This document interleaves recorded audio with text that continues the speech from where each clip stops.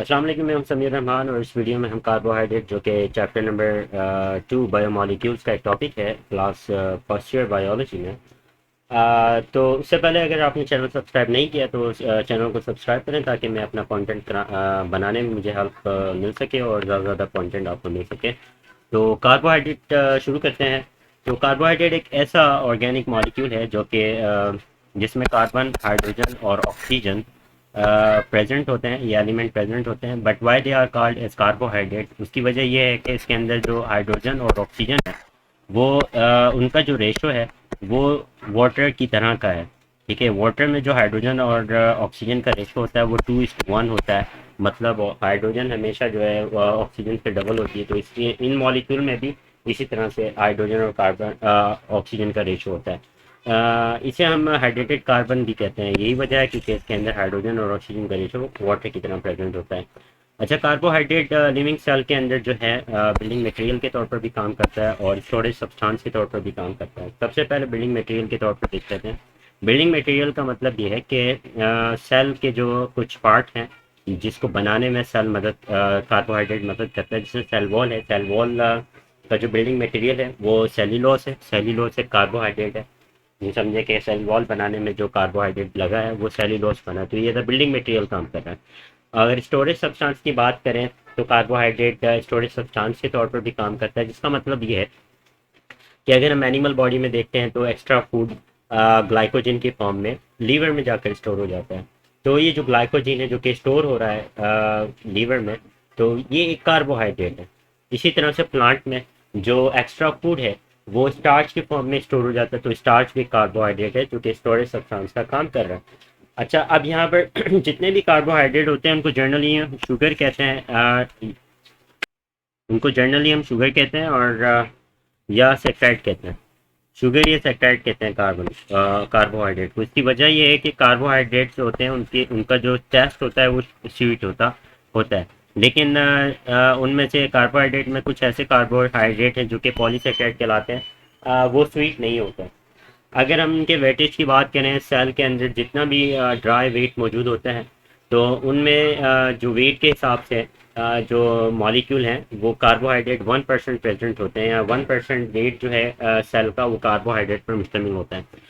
अब हम बात करते हैं क्लासिफिकेशन ऑफ कार्बोहाइड्रेट। कार्बोहाइड्रेट देखें, कार्बोहाइड्रेट हमारे सेल में ज़्यादातर जो है वो एक पॉलीमर के तौर पर मौजूद होता है। और पॉलीमर आपको पता है कि क्या होते हैं। पॉलीमर ऐसे मॉलिक्यूल होते हैं जिसे हम मैक्रो मॉलिक्यूल भी कहते हैं, हाई मॉलिक्यूलर वेट मॉलिक्यूल होते हैं जो कि मोनोमर से मिलकर बनता है। मोनोमर, ठीक है।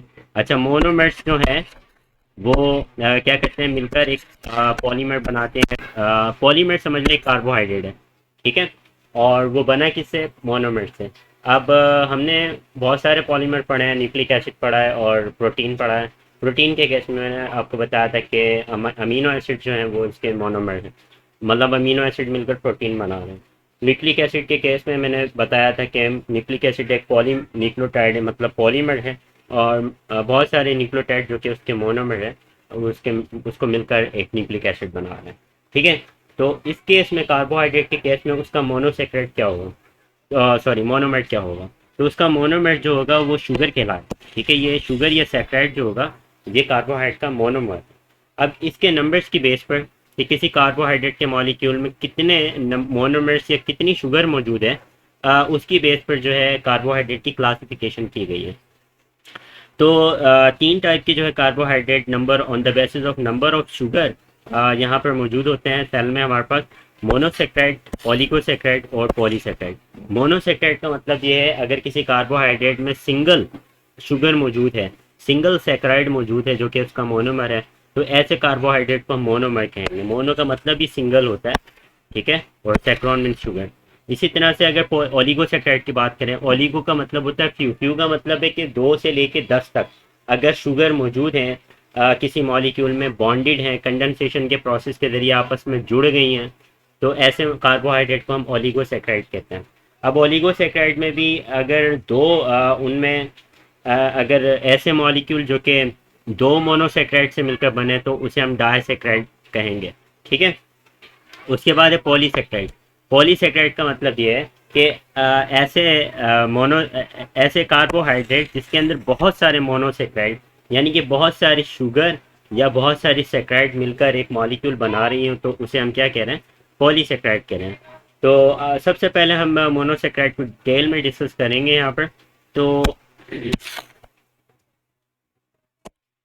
मोनोसेक्राइड जो है, जैसे मैंने आपको बताया, ये ऐसे कार्बोहाइड्रेट होते हैं जिसके अंदर सिंगल मोनोमर के बने होते हैं, मतलब सिंगल शुगर के बने हुए होते हैं, एक ही शुगर। तो इस वजह से हम इसको सिंपल शुगर भी कहते हैं, क्योंकि इसको मज़ीद हम तोड़ नहीं सकते, इससे मज़ीद सिंपल शुगर हम नहीं बना सकते, क्योंकि ये पहले एक ही शुगर के बने हुए हैं। तो दैट्स वाई इसको हम हाइड्रोलाइज नहीं कर सकते, that's why it is also known as simple sugar, क्योंकि इसको आप सिंपलर, इससे मज़ीद सिंपलर शुगर कोई नहीं बन सकती। अच्छा, अब इसका मॉलिक्यूलर फार्मूला जो है, जो एम्पेरिकल फार्मूला जिसे हम जर्नल फार्मूला भी कहते हैं, वो क्या है, CnH2nOn। ये इसका जर्नल फार्मूला है, जर्नल केमिकल फार्मूला। इसका मतलब क्या है, जितने कार्बन होंगे उतनी ऑक्सीजन होगी, और उससे डबल क्या होगा, हाइड्रोजन। अच्छा, अब नंबर ऑफ कार्बन की बेस पर मोनोसेक्राइड को भी क्लासिफाई किया गया। मोनोसेक्राइड की भी क्लासिफिकेशन है based on the number of carbon. अब मोनोसेक्राइड जो है वो डिफरेंट टाइप के हो सकते हैं on the basis of number of carbon. अब नंबर ऑफ कार्बन इसमें 3 भी हो सकते हैं, 4, 5, 6, 7 हो सकते हैं। यहाँ हमारे पास एग्जाम्पल दी गई है। तो यहाँ पर देखें, यहाँ सबसे पहले देखें, अगर हमारे पास 6 कार्बन वाली मोनोसेक्राइड मौजूद है तो उसे हम हेक्सोस कहते हैं, हेक्सोस, ठीक है। उसकी एग्जाम्पल है ग्लूकोज, गैलेक्टोज, फ्रक्टोज। देखिए 6 कार्बन वाली मोनोसेक्राइड है। अगर 5 कार्बन वाली मोनोसेक्राइड है तो उसमें राइबोस कहते हैं। उसके अलावा 3 से लेकर 7 तक यहाँ एग्जाम्पल दी गई है। अगर किसी मोनोसेक्राइड में 3 कार्बन मौजूद हैं तो वो ट्रायोस शुगर कहलाती है, ठीक है। उसकी एग्जाम्पल ग्लाइसरोल, ग्लाइसरल्डिहाइड, या फिर डाहाइड्रोक्सी एसीटोन। इसे हमने ग्लाइकोलिसिस में देखा था। ये ऐसे मॉलिक्यूल, ऐसे शुगर हैं। टेट्रोस, जिसमें 4 कार्बन मौजूद हो, ऐसे मोनोसेक्राइड जिसमें 4 कार्बन हो। इरेथ्रोज, इरेथ्रिलोज इसकी एग्जाम्पल है। पेंटोस, ऐसी मोनोसेक्राइड या ऐसी शुगर जिसमें 5 कार्बन हो। राइबोस, राइबुलोस। राइबोस हमने न्यूक्लियोटाइड का जब स्ट्रक्चर पढ़ रहे थे तो उसमें राइबोस प्रेजेंट होती है, जो कि 5 कार्बन शुगर है। डीएनए के न्यूक्लियोटाइड में राइबोस होती है, और आरएनए के न्यूक्लियोटाइड में इसी की एक रिश्तेदार जिसे हम डीऑक्सी राइबोस, जिसके अंदर 5 की जगह 4 कार्बन होती है, 5 की जगह 4 ऑक्सीजन होती है, सॉरी।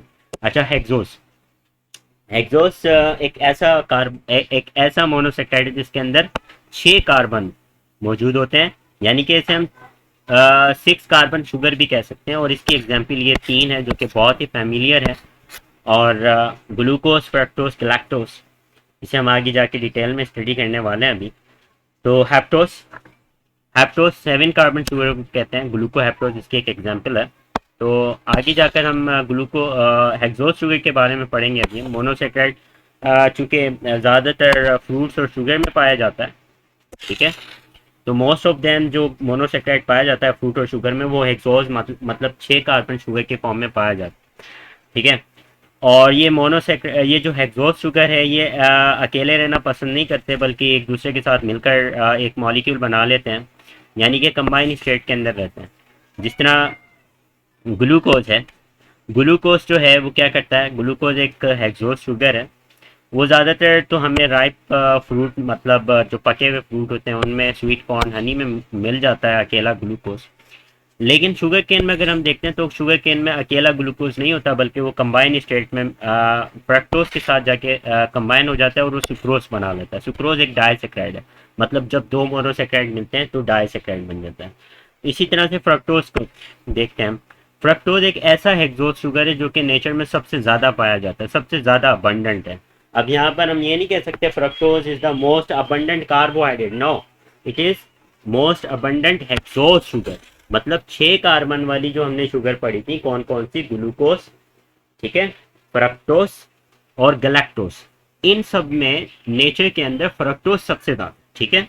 इन्हें हम फ्रूट शुगर भी कहते हैं क्योंकि ज़्यादातर फ्रूट्स में फ्रक्टोस पाई जाती है। गैलेक्टोस की बात करते हैं तो ये जो ये हेक्सोस शुगर है 6 कार्बन वाली, जिस तरह से ग्लूकोज और फ्रक्टोस थी। ये ऐसी शुगर है कि इसको भी जो है वो अकेले रहना पसंद नहीं है, ये ज़्यादातर हमें मिल्क में पाई जाती है। मिल्क में ये क्या करती है, गैलेक्टोस जो है, गैलेक्टोस ग्लूकोज के साथ मिल जाती है और लैक्टोस बना देती है। लैक्टोज एक डाइसेक्राइड है। डाइसेक्राइड क्यों कह रहे हैं, देखें ये भी मोनोसेक्राइड, ये भी मोनोसेक्राइड, ये भी सिंगल शुगर, ये भी डबल। सिंगल शुगर, ये मिलकर क्या बना लेंगे, डाइसैकराइड। डाइसैकराइड का मतलब क्या है, जब दो मॉलिक्यूल सिंगल शुगर के मिल जाते हैं, di means two, saccharide means sugar, यानी मोनोसैकराइड आप कह सकते हैं। ठीक है, मोनोसैकराइड के दो मॉलिक्यूल मिलकर डाइसैकराइड बना। तो इस तरह से ये लैक्टोज की फॉर्म में हमें मिलता है कि लैक्टोज भी कंबाइन स्टेट के अंदर पाया जाता है, अकेला नहीं रहता। सो मिलते हैं अगली वीडियो में। Thank you very much.